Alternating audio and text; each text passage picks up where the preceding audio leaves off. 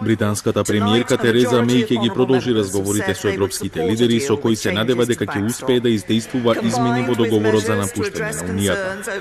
Парламентот потврди дека нема да подржи напуштање на Унијата без постигнат договор и побара комплетна замена на делот од договорот кој се однесува на северноирската граница. Тоа всушност значи повторно преговарање за напуштање на Унијата, нешто што и самата Меј признава дека нема да биде лесно.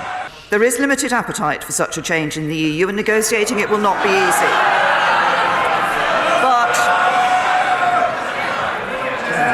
But in contrast to a fortnight ago, this House has made it clear what it needs to approve a withdrawal agreement.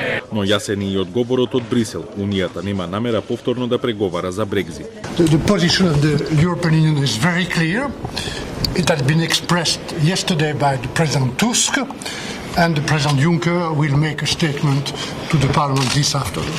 Иако претходно Унијата даде сигнали дека е отворена за нови предлози, сепак обстојува на ставот дека така наречениот бекстоп, гаранцијата дека нема да има класична граница меѓу Северна Ирска и Ирска, мора да остане во договорот.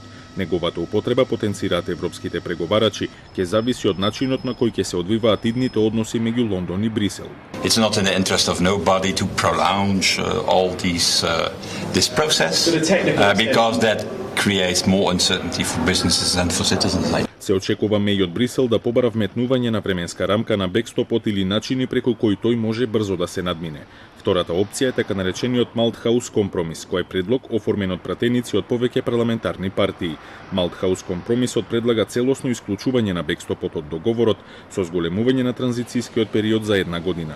Кој да биде исходот од разговорите на Меј со европските лидери, таа повторно ќе го стави на гласање договорот.